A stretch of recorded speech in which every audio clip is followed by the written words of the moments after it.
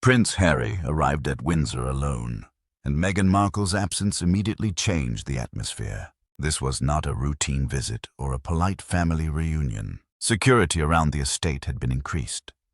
Staff members spoke in lowered voices. Inside the palace, every silence seemed to carry years of anger, disappointment, and unfinished arguments. Prince William was already there. Harry sat at a visible distance from his brother. No one needed to explain what that gap meant. King Charles should have led the meeting. By tradition, the monarch would address the family directly and make clear what came next. But Charles remained silent. Instead, he asked Princess Anne to speak for him. That decision told everyone the situation was more serious than they had expected. When Anne finally spoke, she went straight to the point. The gradual transfer of royal duties was no longer gradual. The timetable had changed. What William believed was still years away could now be only months away. The crown was moving toward him much faster than he had imagined. Charles believed delay was no longer possible. His health was weakening, the monarchy was under pressure, and public confidence could not be taken for granted. Scandals, family division, and growing skepticism had damaged the institution. The king had spent many sleepless nights developing a plan that he shared only with a small circle of trusted people. His answer was bold. Fewer royals would carry out official duties. More areas of royal palaces and estates would be opened to the public. The financial operations of the monarchy would become more transparent. Parts of royal land could be considered for housing ordinary families could afford. Charles also welcomed a discussion about returning sacred Ethiopian objects taken by British forces during the Battle of Magdala in 1868. Charles had learned the danger of sudden change from history. In 1936, Edward of Wait gave up the throne less than a year after becoming king because he wanted to marry Wallis Simpson, an American divorcee. His decision forces his younger brother, George VI, into a role for which he had never expected to prepare. The crisis showed the House of Windsor how quickly a private decision could become a constitutional threat. Then, in 1952, George VI died in his sleep from coronary thrombosis at the age of 56. His daughter, Elizabeth, became queen at only 25. The burden arrived without warning. Yet for the next 70 years, she became the central figure of the monarchy and a symbol of continuity. Charles grew up watching the cost of that duty.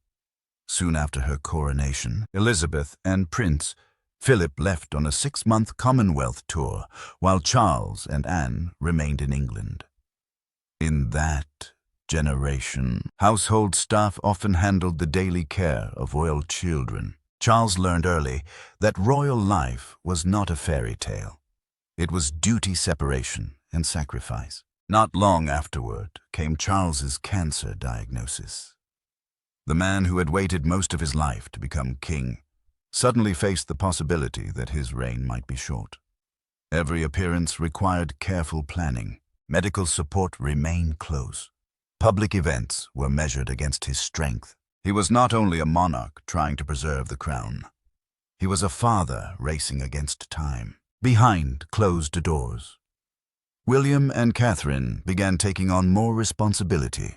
Insiders claimed that William was receiving the famous red boxes containing government papers, a quiet sign that the transfer had already begun. Charles was preparing the next reign while he still had the strength to shape it. But the future of the monarchy could not be separated from the deepest wound inside the family. William and Harry had once appeared inseparable. They shared a childhood grief, relentless public attention, and the pressure of growing up as the sons of the future king and Diana, Princess of Wales. Over time, that bond fractured. The reasons were complex. There were disagreements over royal duty, resentment toward the media, private arguments, and different visions of life. Harry and Meghan decided to step back from official duties and build a new life outside Britain. That decision shocked the family and changed the public image of the monarchy. For William, Harry's departure felt like abandonment at the moment when responsibility was increasing. William remained inside, the system carrying more duties and preparing for the crown. Harry moved away from the palace and searched for an identity beyond royal control. He spoke openly about mental health, media pressure, and the damage he believed the institution had caused. The conflict affected more than two brothers. It divided loyalties across the royal household and forced the public to take sides. It raised a painful question. Was loyalty to the crown more important than loyalty to family? Or could the institution survive only if both were protected? Catherine, reportedly, tried to create space for peace. She understood William's anger, but she believed the family could not afford. She encouraged senior royals to reduce the hostility toward Harry and consider reopening communication. Every appearance can become a viral moment. Every mistake can become an international crisis. Charles understood that palace walls no longer protected the family.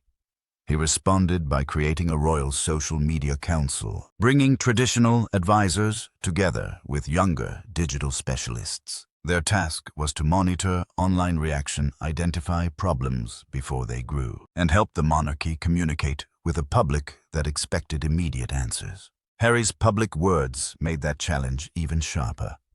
In a BBC interview after losing his security appeal, he said he wanted reconciliation with his family, especially with his father. He said there was no point in continuing the fight, that life was precious and that he did not know how much longer Charles had. He also said his father would not speak to him because of the security dispute. Charles saw something else. He saw a son still asking for contact. People close to the king described a deeply personal hope behind the public role. Late at night, Charles reportedly returned to old family photographs. He looked at William and Harry as boys, before their relationship became a subject of global debate. In those pictures, they were not rival symbols of competing futures. They were simply brothers. Charles did not necessarily expect Harry to return as a working royal. That chapter appeared to be over. His wish was smaller and more personal. He wanted a conversation between father and son. He wanted the silence to end. When direct communication became too painful or complicated, he turned to trusted intermediaries who could carry his words without creating another confrontation. That was why Princess Anne's role at Windsor mattered. She was respected by both brothers and known for speaking without decoration. She told them that reconciliation was not merely a kind idea. Their father was asking them to act before time made the decision for them. William now faced the most difficult choice of his life. He could honor his father's wish and create a limited opening toward Harry, or he could decide that protecting the monarchy required a final separation. Royal commentator Hilary Fordwich argued that the gulf between William and Harry had widened because of Harry's public criticism of the royal family, including his BBC interview.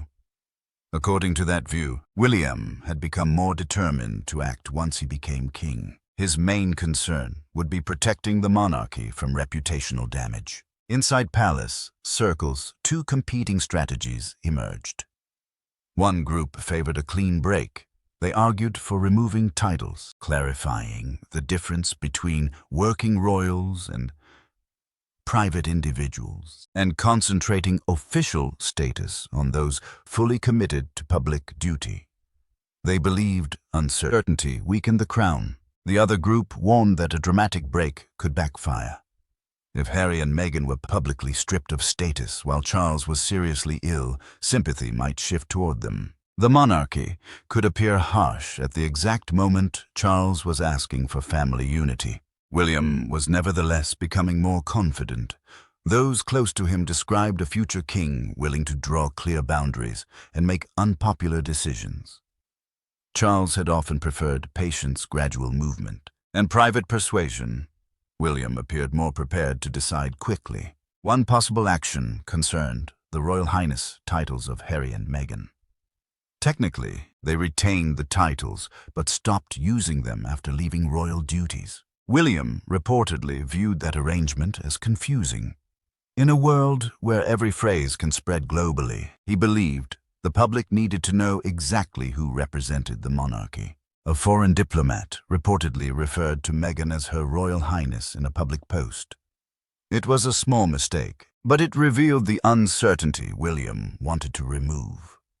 In his view, someone who had chosen to leave official royal work should not carry a title suggesting continued representation of the crown. For William, the issue was not simply revenge, it was clarity. The monarchy could not ask the public for trust while allowing confusion about who spoke for it. Yet acting on that belief could directly conflict with his father's final wish. Charles was not asking William to forget the past.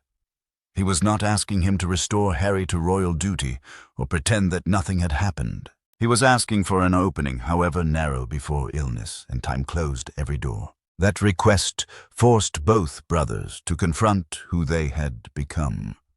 William was the heir, shaped since childhood by duty and the certainty that one day he would carry the crown. His identity was tied to service and stability. Beneath the controlled public image was a man trying to modernize an ancient institution without destroying what gave it meaning. Harry had chosen another path. His decision to step back was an attempt to claim a life beyond palace rules. He presented himself as someone willing to challenge. Conventions speak about emotional pain and reject silence. His supporters saw courage. His critics saw betrayal. The king's wish stripped away those public roles. It asked William and Harry to look at each other, not as heir and exile, but as brothers who had shared the same childhood and lost the same mother. Whether they could do that remained uncertain. Reconciliation would require more than a photograph or a brief meeting. It would require trust restraint and a willingness to stop using public platforms as weapons. It would also require the palace to accept that repairing a family is not the same as controlling a message. Charles believed an ancient crown could change without disappearing. He wanted greater transparency, a smaller working family, more public access, and a smoother transition to William. But his deepest concern was not a policy. It was the fracture between his sons. At Windsor, Princess. Anne delivered that concern with the urgency Charles could no longer hide. His health was declining. The timetable was accelerating. William was closer to the throne than he had expected. Harry was still outside the institution, still angry but still speaking about reconciliation. The silence after Anne's words was the sound of a family realizing that history was no longer waiting. William must now decide what kind of king he intends to become. He can begin his reign by drawing an unbreakable line between the crown and his brother. Or he can accept his father's request and leave one door open, not for a return to the old royal order, but for the possibility of peace. Harry must also decide whether reconciliation means private compromise or another public campaign for vindication. He has said that truth must come before peace. The challenge is whether truth can be pursued without making peace impossible. In 1936, a personal decision nearly broke the crown. In 1952, a 25-year-old woman inherited the throne after the sudden death of her 56-year-old father. For 70 years, Elizabeth I held the institution together through discipline and sacrifice. In 2022, her death exposed how much stability had depended on one person. Now, Charles is trying to prevent another rushed transition. He is preparing William, reforming the institution, and confronting the family division that threatens everything he wants to preserve. The crown may pass from father to son. Titles may be removed. Duties may be reduced. Palaces may open. Finances may become more transparent. But none of those changes can erase the question at the center of the Windsor meeting. Will William honor his father's final wish and give reconciliation one last chance? Or will he decide that protecting the monarchy requires closing the door on Harry for good? The answer will shape more than the relationship between two brothers. It may define the first years of William's reign, the public meaning of Charles's legacy, and the future identity of the British monarchy itself.